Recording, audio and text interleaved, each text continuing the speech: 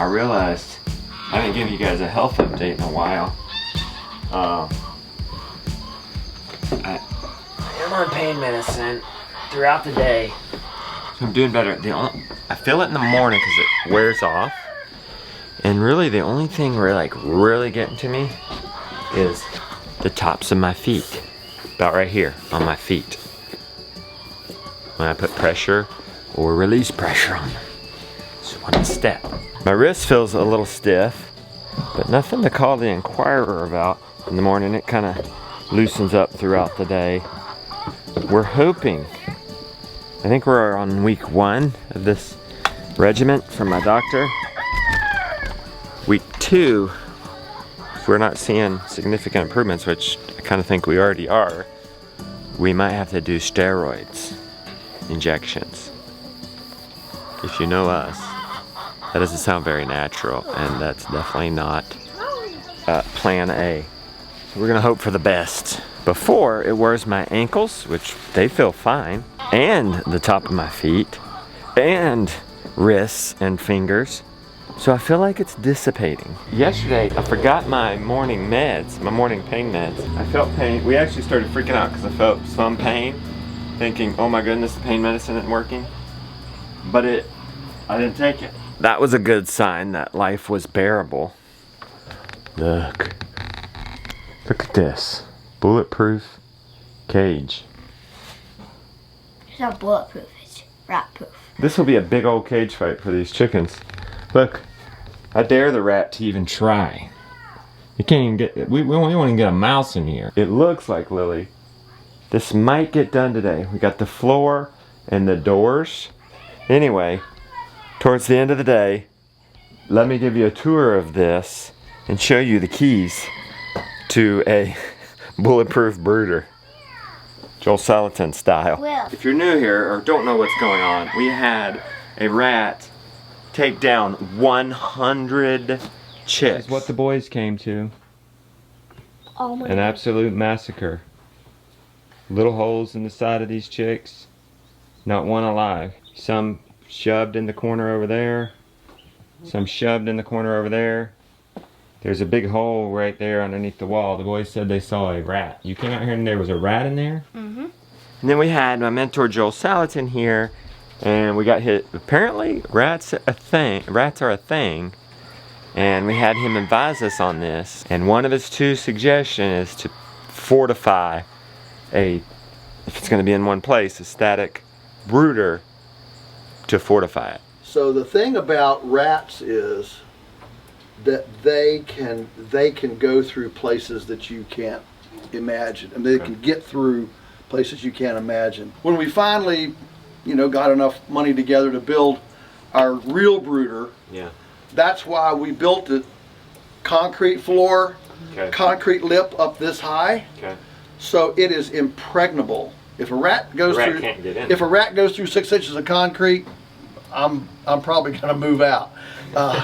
So it's essentially a pie pan, and in fact, we didn't even make it for a front end loader access. Obviously, you can't run a front end, you can't run a tractor over a 24-inch piece of concrete. And people say, well, man, you mean you got to shovel this out? Yes, because if you make it front end loader accessible, there's going to be a door, there's going to be a place that a rat can get in.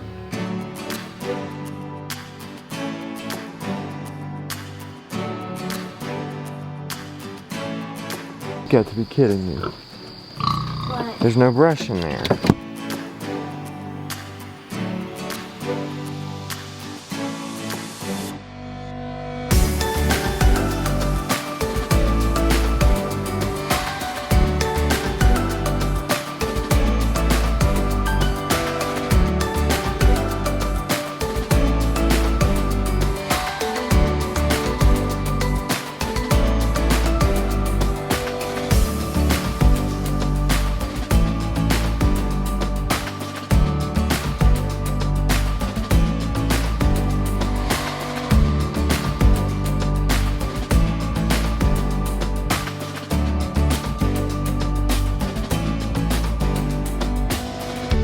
Are these now going to take baths? Oh yeah, they probably would. Did you put an automatic water on? Yeah, they'll do that. So that's cool. So you put an automatic float valve water on that. The only problem is the geese will step in there and take a bath and dirty it up a little bit, but not too bad. Just flip it every day. I will. Honestly, my experience, the turkeys will do the same thing. Like, I've got a little tub that we put over for our turkeys. Yeah. They get in there and clean their legs off. There'll be like a 1/4 inch of dirt at the bottom of the tub every day. When I go to refresh it, I'm like... We try. As hard as we try to get them clean water, they don't care. No, they seem to like dirty water pretty good. Grit, feed. Jonah has put them in 2 nets. This is 2 nets now instead of 1. What's your idea behind that? It'll last 4 days now. Okay, instead of 2? 1. Oh, okay, good. That'll get him. He don't care. He don't even care then. Maybe he'll go if she goes. Yep. He's a lazy bum. Yeah, he's You're a big lazy bum. Yeah, he's lazy actually. He don't want to move like. Come on, you gotta get up and eat breakfast.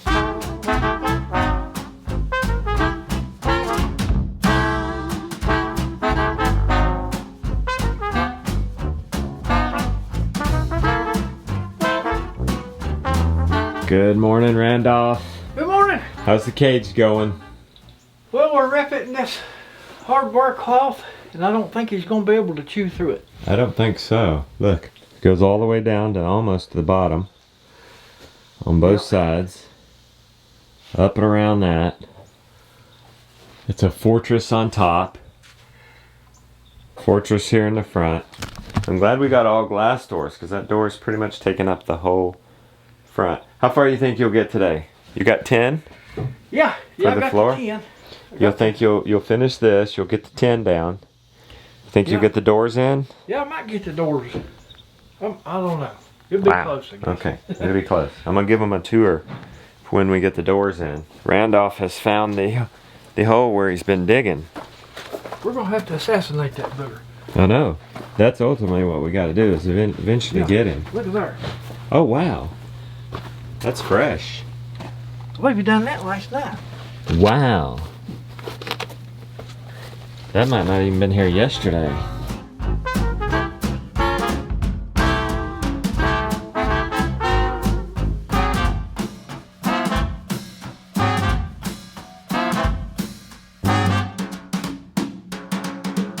Holy moly, Randolph. You did a good job. You curled it up there. I think this is rat proof. What do you think? I believe it's... You still got these edges, but then, or do we need it there? Yeah, I was going to put one more piece right there. Okay. Yeah, that's to protect the wood. Harvest mulch out of there easy enough, and not rot. Yeah. Not rot the wood. Boom. You're gonna get it done at this rate. It is now 4:30. The bulletproof, rat-proof, monkey-proof, chiddler-proof, cat-proof brooder is pretty much done. What you think, Beck? Crazy. It's a lot. It's a lot. We are a lot. We are a lot. We're extra. We are so extra.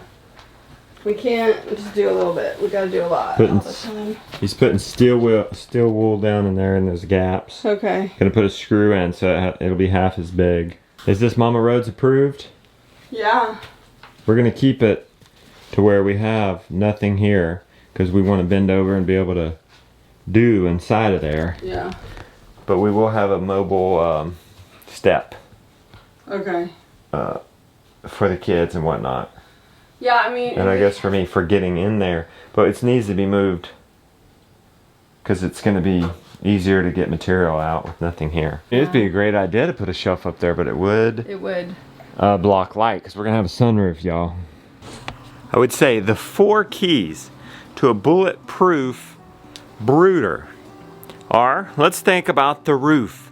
Well, first of all, it's covered in 1/2 inch wire mesh We've got rafters so that we can hang things. We can hang feeders and waters from there. In a pinch, you could store things up there. We don't want to store things up there because we want to have a sunroof and we don't want to block any of that natural light. The sides, think about that. We have wooded sides, but they have cracks. So we're going to put half inch wire mesh on the sides. The third thing is the floor. This is a dirt floor. Joel Salatin said, well, you could do a concrete floor. Well, concrete is so permanent. He said, well, you could do a tin floor, and that's what we're going to start with. A solid floor so that they can't dig in, but so that you can easily harvest the material. We're going to put down deep bedding in there, and then we want to be able to harvest that at the end of the season and not dig into our dirt. The last thing to think about is doors. We didn't want just a janky, wobbly, unsteady door where gaps would form. So we put in a full outside rated door. We made it completely glass so that, again, natural light can get in there. We can leave the stall door open. Light will get into that glass. We can see in there without having to open it. That's key. Door, side, roof, and floor. We've thought of everything. This rat is very active, but it's not going to be active in there. Ducks are coming next week, and I think we might do a bit more Cornish cross. Probably not 100, but maybe 50.